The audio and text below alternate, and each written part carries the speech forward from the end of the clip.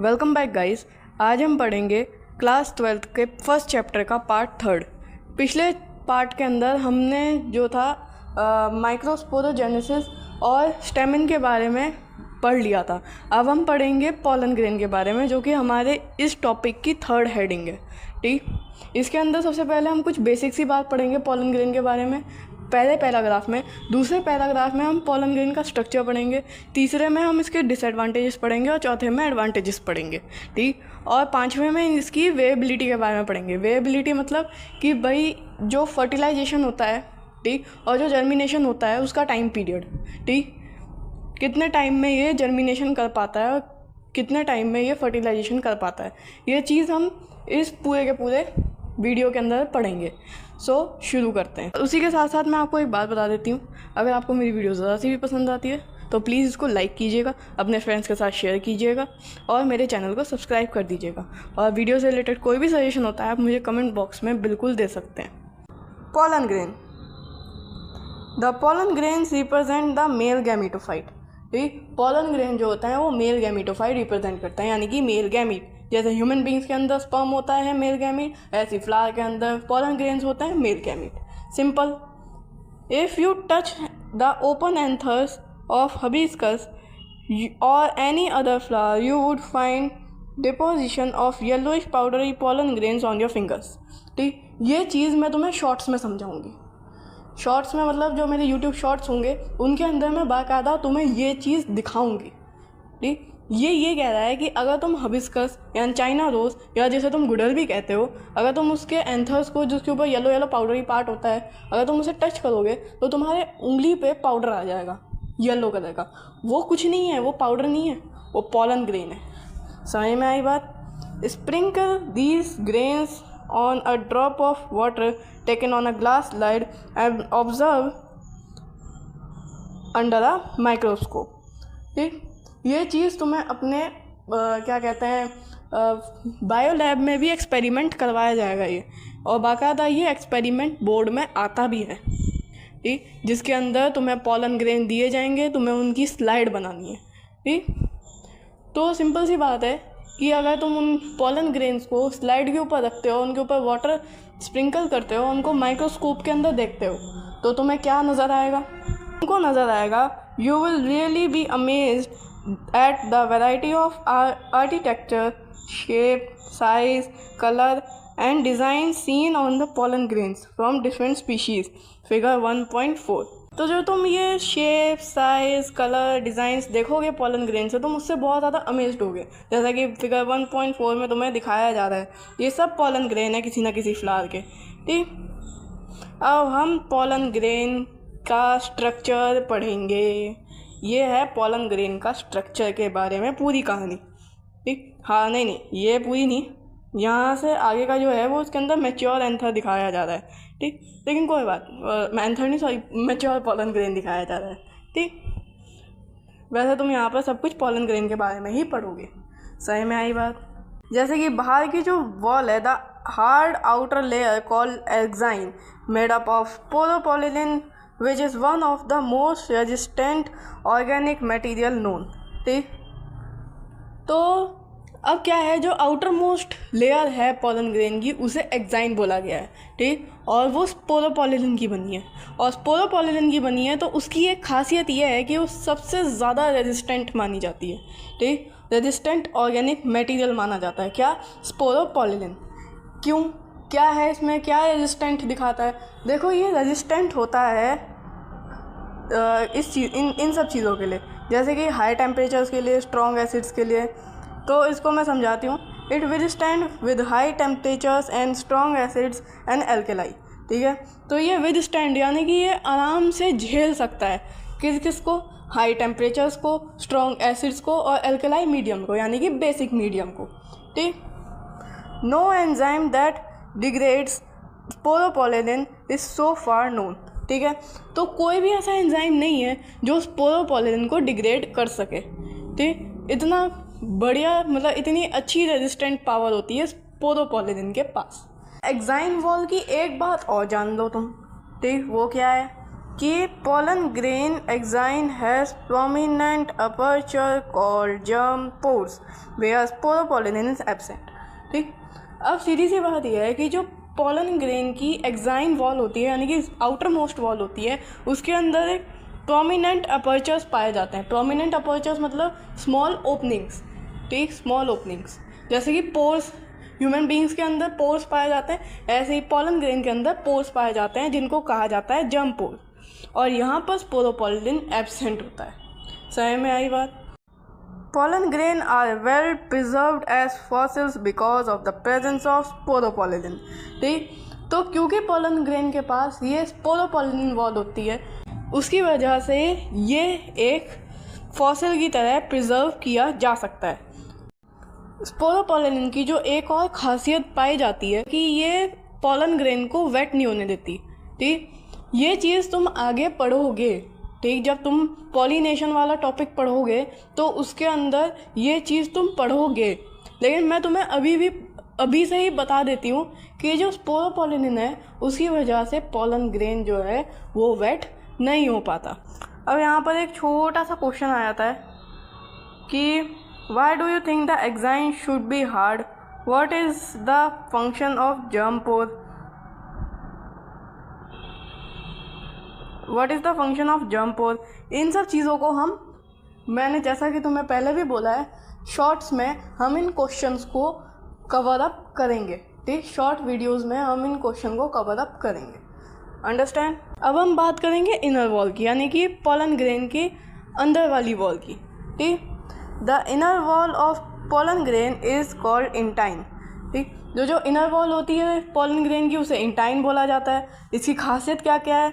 It is a thin and continuous layer made up of cellulose and pectin. ठीक, तो ये thin और continuous layer होती है जो कि सेलुलोज और पैक्टिन से बनी होती है। बहुत सिंपल सी बात है, लेकिन इसको याद रखना इन दोनों चीज़ों को, इसके ऊपर एग्जाम में क्वेश्चन बनता है। The cytoplasm of pollen grain is surrounded by the plasma membrane. ठीक, तो जो साइटोप्लाज्म होता है ना पॉलन ग्रेन का, अब पॉलन ग्रेन के साइटोप्लाज्म की बात हो रही है। ठीक, वो जो होता है ना, यहाँ पर वॉल की बात नहीं हो रही, यहाँ पर साइटोप्लाज्म की बात होने लग गई है एकदम से। सो साइटोप्लाज्म का क्या है? साइटोप्लाज्म जो होता है ना वो सराउंडेड होता है प्लाज्मा मेम्ब्रेन से। When the pollen grain is mature it contains two cell, the vegetative cell and the generative cells, जैसा कि फिगर 1.5b में हम देख पा रहे हैं। ठीक, अब यहाँ पर क्या हुआ, सिंपल सा एक ट्विस्ट आया है कि यहाँ पर पॉलन ग्रेन जब मैच्योर हो जाता है तो उसके अंदर क्या क्या पाया जाता है, ये चीज़ यहाँ पर बताई गई है। ठीक, तो इस स्टेज पर पॉलन ग्रेन के अंदर दो सेल्स पाए जाते हैं, एक होता है वेजिटेटिव सेल और एक होता है जनरेटिव सेल, जो कि हम यहाँ पर देख पा रहे हैं। ठीक, ये चीज़, ठीक है, ये वाली चीज़, एक वेजिटेटिव है और एक जनरेटिव है। समझ में आई बात? अब वेजिटेटिव सेल क्या है, जनरेटिव सेल क्या है, ये चीज़ हम पढ़ेंगे। तो वेजिटेटिव सेल की अगर मैं बात करूँ तो vegetative cell is bigger, has abundant food reserve and a large irregular shaped nucleus. ठीक, तो जो वेजिटेटिव सेल होता है वो बड़ा होता है, जैसा कि तुम यहाँ पर देख पा रहे हो कि वेजिटेटिव सेल जो है वो बड़ा है। ठीक, और अबाउंडेंट है, क्योंकि वो बड़ा है तो उसके अंदर फूड आराम से रिजर्व हो सकता है। ठीक, दैट्स वाई अबाउंडेंट है फूड रिजर्व में। और लार्ज इरेगुलर शेप न्यूक्लियस भी पाया जाता है इसके अंदर। ठीक, तो ये मैं तुम्हें बताती हूँ, इरेगुलर शेप न्यूक्लियस, ये वाली चीज़, ये इरेगुलर शेप न्यूक्लियस भी पाया जाता है। अब बात करते हैं अपने जनरेटिव सेल की। तो generative cell is small and floats in the cytoplasm of the vegetative cell. तो जो जनरेटिव सेल होता है वो छोटा होता है। ठीक, छोटा सा है, ये रहा, छोटा सा, बड़ा छोटा सा। और साइटोप्लाज्म जो होता है ना इसका, वेजिटेटिव सेल का, उसके अंदर फ्लोट करता रहता है, तैरता रहता है। सही में आई बात? अब आगे की बात क्या है? It is spindle shape with dense cytoplasm and a nucleus. ठीक, ये स्पिंडल शेप का होता है, स्पिंडल शेप दिखाती हूँ मैं। ठीक, ये स्पिंडल शेप का है।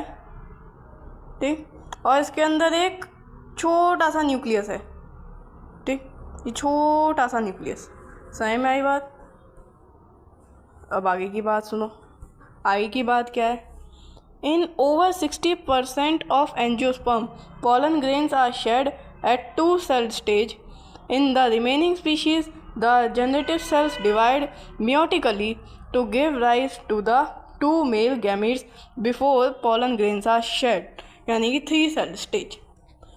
तो ये मोस्ट इम्पॉर्टेंट लाइंस मैंने पढ़ी हैं जो कि एग्ज़ाम में 101% पूछी जाती हैं। MCQ में भी तुमसे 101% पूछी जा सकती है कि 2-celled स्टेज जो है वो कौन सा पॉलन, मतलब कितने परसेंट के पॉलन ग्रेन्स जो होते हैं, यानी कि कितने परसेंट के जो प्लांट्स होते हैं वो शो कर सकते हैं। ठीक, देखो वो सिंपल सी बात क्या कह रहा है कि जो 60% ऑफ एंजियोस्पर्म यानी कि जो फ्लावरिंग प्लांट्स हैं उनके अंदर जो पॉलन ग्रेन है वो झड़ जाते हैं। शेड मतलब झड़ जाते हैं 2-celled स्टेज के ऊपर ही। 2-celled स्टेज मतलब वेजिटेटिव सेल, एक वेजिटेटिव सेल हो गया, एक जनरेटिव सेल हो गया, ये कहलाती है 2-celled स्टेज। ठीक, तो इस टाइम पीरियड पे झड़ जाते हैं पॉलन ग्रेन्स। ठीक, इस टाइम मतलब 60% ऑफ फ्लावरिंग प्लांट्स में। ठीक, लेकिन 60% के अलावा जो फ्लावरिंग प्लांट है यानी कि रिमेनिंग स्पीशीज़ जो हैं उनके अंदर जनरेटिव सेल, ठीक, जनरेटिव सेल क्या, ये वाले भाई साहब, ये जो हमारे जनरेटिव सेल है ये जो है एक्चुअली डिवाइड हो जाता है। ठीक, और जिसकी वजह से जब ये डिवाइड होता है तो इसके अंदर 3-celled स्टेज बन जाती है। ठीक, एक ये सेल, दूसरा ये और तीसरा ये 3-celled स्टेज बन जाती है। और इस टाइम पीरियड पे, ठीक, इस टाइम पीरियड पे वो झड़ते हैं। ठीक, अब ऐसा हुआ क्यों? जनरेटिव सेल जो था वो डिवाइड क्यों हुआ? ठीक है भाई, 2-celled स्टेज थी 60% ऑफ प्लांट्स के अंदर। अब जो बची कुची स्पीशीज़ है उसके अंदर आखिर ये 2-celled मतलब ये 3-celled स्टेज आई क्यों? क्या काम है, क्यों हुआ बेचारा जनरेटिव सेल डिवाइड?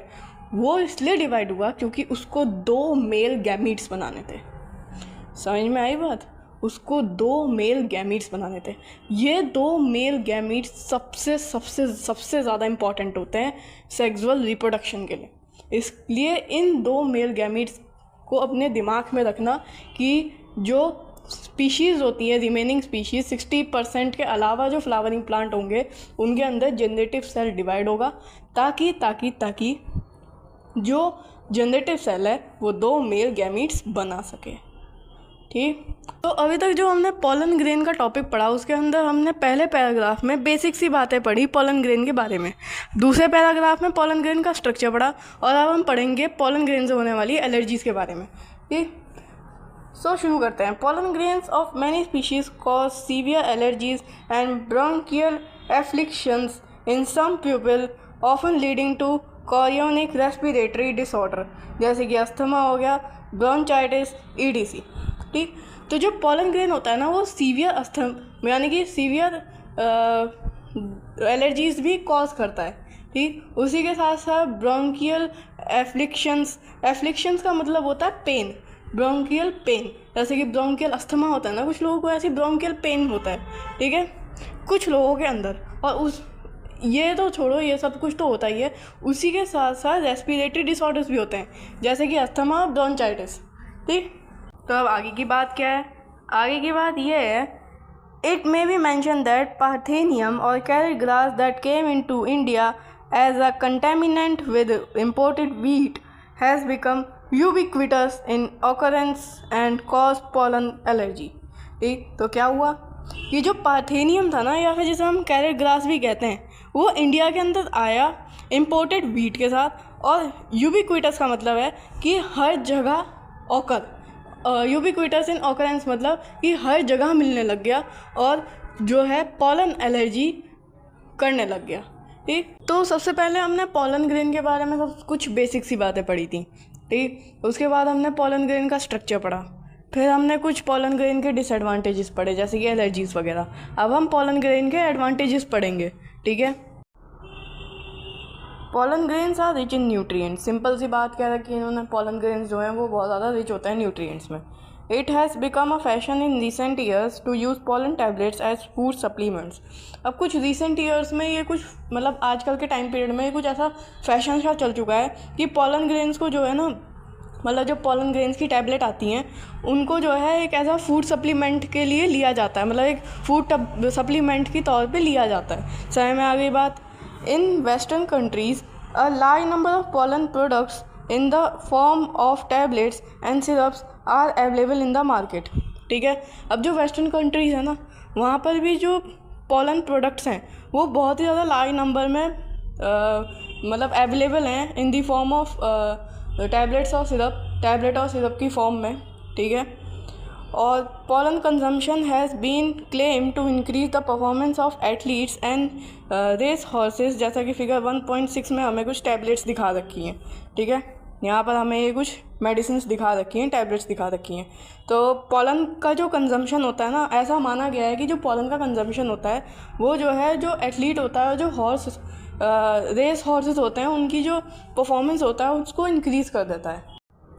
अब हम ये देखेंगे कि अगर पॉलन ग्रेन शेड यानी कि झड़ जाता है, ठीक, तो क्या होता है. ठीक. झड़ने के बाद क्या होता है पॉलन ग्रेन के साथ. अब तुम बोलोगे अरे भाई सीधी सी बात है, पॉलन ग्रेन जब झड़ जाएगा तो स्टिग्मा के ऊपर जाकर लैंड होगा. ठीक है, सिंपल. अरे स्टिग्मा के ऊपर लैंड तो होगा, लेकिन स्टिग्मा के ऊपर लैंड होने के लिए भी पॉलन ग्रेन की कुछ कंडीशंस होती हैं. ठीक, कुछ लिमिटेशंस होती हैं. When once they are shed, pollen grains have to land on the stigma before they lose viability if they have to bring about fertilization. ठीक. अब जब pollen grain shed यानी कि जब झड़ते हैं, ठीक, तो उन्हें फर्टिलाइजेशन के लिए स्टिग्मा पर लैंड होना पड़ेगा. लेकिन कब? अपनी विएबिलिटी लूज़ करने से पहले पहले. ठीक. अब विएबिलिटी क्या होता है ये देखो. विएबिलिटी का मतलब ये होता है the ability of pollen grain to successfully germinate and form a pollen tube. ठीक. एक एबिलिटी होती है pollen की, ठीक, जब वो सक्सेसफुली जर्मिनेट कर जाए, यानी कि जर्मिनेट करने का pollen grain का एक टाइम पीरियड होता है. ठीक. अगर वो उस टाइम पीरियड के अंदर अंदर स्टिग्मा से जाकर कनेक्ट हो गया, यानी कि स्टिग्मा पर लैंड हो गया, ठीक, तो भैया फर्टिलाइजेशन हो जाएगा. लेकिन अगर नहीं होता तो नहीं होगा. अब यहाँ पर एक बड़ा छोटा सा क्वेश्चन आता है कि how long do you think the pollen grain retain viability. ठीक. तो इस क्वेश्चन को जैसा कि मैंने पहले भी बोला है शॉर्ट्स के अंदर डिस्कस करेंगे. ठीक. अभी नहीं करेंगे. अभी चलते हैं आगे. आगे क्या कह रहा है ये? आगे ये कह रहा है the period for which pollen grains remain viable is highly variable and to some extent depends on the prevailing temperature and humidity. ठीक. तो जो पीरियड होता है ना pollen grain का जिसके अंदर वो वेरिएबल रह पाते हैं वो हाईली वेरिएबल होता है. हाईली वेरिएबल मतलब कि भैया डिफरेंट स्पीशीज़ में इनकी वेरिएबल यानी कि वेरिएबिलिटी जो होती है वो डिफरेंट होती है. ऐसा नहीं कि भैया हर एक के अंदर सेम ही वेरिएबिलिटी होगी. नहीं. हर फ्लावर की अपनी डिफरेंट वेरिएबिलिटी है. हर pollen ग्रेन की अपनी डिफरेंट वेरिएबिलिटी है. और कुछ एक्सटेंट तक यानी कि कुछ संभावनाओं तक ये जो pollen ग्रेन होता है इसकी जो वेरिएबिलिटी होती है ये डिपेंड करती है ह्यूमिडिटी पे और टेम्परेचर पर. समझ में आई बात. In some cereals such as rice and wheat pollen grains lose viability within 30 minutes of their release. ठीक. तो ये क्या कह रहा है? कुछ सीरियल्स के अंदर, सीरियल्स मतलब अनाज, ठीक, कुछ सीरियल्स के अंदर जैसे कि राइस हो गया, व्हीट हो गया, pollen grains इनके अंदर जो विएबिलिटी होता है वो सिर्फ 30 मिनट के अंदर लूज़ कर देते हैं जब ये रिलीज़ होते हैं. मतलब जैसे ही pollen grain रिलीज़ हुए वैसे ही 30 मिनट के अंदर ही अपनी विएबिलिटी लूज़ कर देंगे. अगर इसके अंदर वो स्टिग्मा के ऊपर जाकर लैंड हो जाते हैं तो फर्टिलाइजेशन होगा, नहीं होते तो फिर फर्टिलाइजेशन नहीं होगा. अब आगे क्या कह रहा है ये? And in some members of Rosaceae, Leguminosae and Solanaceae they maintain viability for months. ठीक. तो जैसे कुछ मेंबर्स होते हैं रोजेसी के मेंबर्स कौन से होते हैं? जैसे कि रोज़ हो गया, एप्पल्स हो गया, ठीक, ये जो प्लांट्स होते हैं. फिर लेगुमिनेसी में कौन से प्लांट्स आते हैं? जैसे कि तुम्हारा सोयाबीन हो गया, पी हो गया, ठीक, ये सब चीज़ें आती हैं लेगुमिनेसी में। और सोलेनेसी जैसे कि तुम्हारा जिनमें पोटैटोज़ आते हैं, टोमेटोज़ आते हैं, ये जो है अपनी वेएबिलिटी काफ़ी महीनों तक मतलब मेंटेन करके रखते हैं। ठीक, यहाँ पे सिंपल सी बात कह रखी है। अब आगे क्या कह रहा है ये, you may have heard of storing semen sperm of many animals including humans for artificial insemination. अब जैसा कि तुमने सुना होगा कि जैसे ह्यूमन बींग्स के अंदर सीमेन और स्पर्म स्टोर करके रखते हैं ना आर्टिफिशियल इंसेमिनेशन के लिए, ऐसे ही जो पॉलन ग्रेन्स होते हैं उनको भी स्टोर करके रखा जाता है। ठीक है, अब कैसे स्टोर करके रखा जाता है, उनको स्टोर किया जाता है लिक्विड नाइट्रोजन के अंदर। ठीक है, जो कि हम आगे पढ़ेंगे।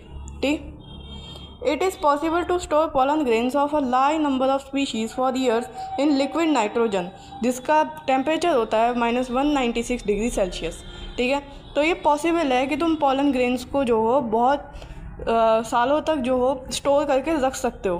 ठीक है, काफ़ी सारी स्पीशीज़ के जो पॉलन ग्रेन्स हैं उनको तुम बहुत सालों तक स्टोर करके रख सकते हो, लेकिन कैसे, लिक्विड नाइट्रोजन के अंदर जिसका टेम्परेचर होता है -196 degree Celsius. Such stored pollen can be used as pollen banks similar to seed banks in crop breeding program। So simple सी बात है कि जो ऐसे पॉलन होते हैं उनको पॉलन बैंक्स में यूज़ किया जाता है। जैसे कि सीड बैंक्स के अंदर सीड्स होते हैं, ऐसी पॉलन बैंक्स के अंदर पॉलन्स होते हैं जो कि एग्रीकल्चर में काम आते हैं या क्रॉप ब्रीडिंग प्रोग्राम्स में काम आते हैं। समझ में आई बात? सो इसी के साथ साथ जो हमारा पॉलन ग्रेन वाला टॉपिक था वो पूरा होता है। और जो हमारा ये टॉपिक था जिसके अंदर हम ये पढ़ रहे थे, ठीक, जो हमारी पूरी ये हेडिंग थी वो हेडिंग भी पूरी होती है, जिसके अंदर हमने स्टेमेन के बारे में पढ़ा, माइक्रोस्पोर जेनेसिस के बारे में पढ़ा और पॉलन ग्रेन के बारे में पढ़ा। ठीक, ये पूरी हेडिंग हमारी पूरी होती है, यानी कि हम मेल रिप्रोडक्टिव ऑर्गन के बारे में या फिर मेल फ्लावर के बारे में पढ़ चुके हैं। ठीक, अब हम पढ़ेंगे female reproductive organ, female flower के बारे में। ठीक, हमारे अगले टॉपिक के अंदर, मतलब हमारा अगला टॉपिक यही है।